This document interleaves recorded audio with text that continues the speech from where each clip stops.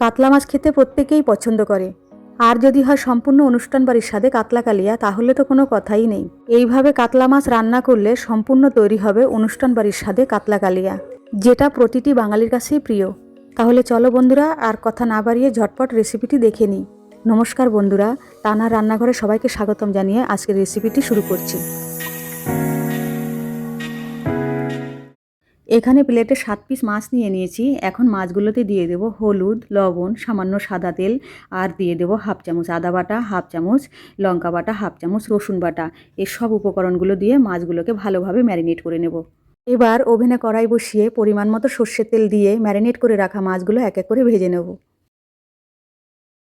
মাছগুলো এক পাশ ভাজা হয়ে গেছে, এবার অপর পাশ উল্টে দেব। দর্শক বন্ধুরা, তোমরা দেখতেই পাচ্ছ মাছগুলো ভাজা হয়ে গেছে। এবার মাছগুলো তুলে নেব। আমি মাছগুলো খুব একটা ভাজবো না, হালকা ভেজে নিয়েছি। আর এখানে সর্ষের তেলের পরিমাণটা একটু বেশিই দিতে হয়েছে, কারণ মাছের পরিমাণটা যেহেতু বেশি। তোমরা দেখতেই পাচ্ছ বন্ধুরা, মাছ ভাজার পর কিছুটা তেল থেকে গেছে।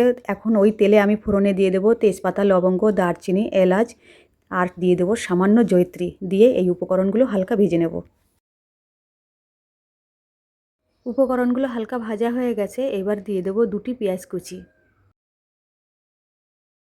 এখানে কালারের জন্য সামান্য চিনি অ্যাড করব, কারণ চিনিটা ক্যারামেল হয়ে একটি সুন্দর কালার তৈরি হয়, সেটি তোমরা সকলেই জানো। পেঁয়াজগুলো সোনালি কালার করে ভাজা হয়ে গেছে, তোমরা দেখতেই পাচ্ছ। তো এখন দিয়ে দেবো আমি এখানে পেঁয়াজ বাটা, কারণ পেঁয়াজ আমি দুরকমভাবে ব্যবহার করেছি এখানে। দর্শক বন্ধুরা, তোমরা দেখতেই পাচ্ছ পেঁয়াজ বাটাগুলো আমি ভালোভাবে কষিয়ে নিয়েছি। এবার দিয়ে দেবো হাফ চামচ আদা বাটা, হাফ চামচ কাঁচা লঙ্কা বাটা, হাফ চামচ রসুন বাটা। এই উপকরণগুলো দিয়ে আবার 2 মিনিট আমি লো ফ্লেমে রেখে ভেজে নেব। 2 মিনিট হয়ে গেছে।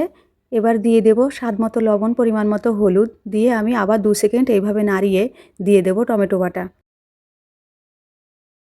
টমেটোগুলো কিছুক্ষণ কষিয়ে নিয়েছি। এবার দিয়ে দেব সামান্য টক দই, দিয়ে আবার 2 মিনিট কষিয়ে নেব।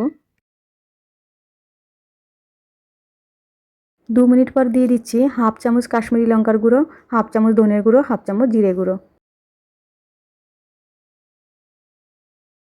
তো বন্ধুরা, তোমরা দেখতেই পাচ্ছ মশলাগুলো ভালো করে কষানো হয়ে গেছে। এবার সব শেষে দিয়ে দেব চালমগজ বাটা, দিয়ে আবার লো ফ্লেমে রেখে আবার 2-3 মিনিট এইভাবে কষিয়ে নেব। তো বন্ধুরা, তোমরা দেখতেই পাচ্ছ মশলাগুলো ভালোভাবে কষানো হয়ে গেছে, পুরো তেল ছেড়ে দিয়েছে। তো এবার এখানে দিয়ে দেব হাফ বাটি উষ্ণ গরম জল, কারণ আমি এখানে ঠান্ডা জল ইউজ করব না। বন্ধুরা, তোমরা সবাই দেখতেই পাচ্ছ ভালোভাবে ফুটে উঠেছে। এবার আগে থেকে ভেজে রাখা মাছগুলো এক এক করে দিয়ে দেব।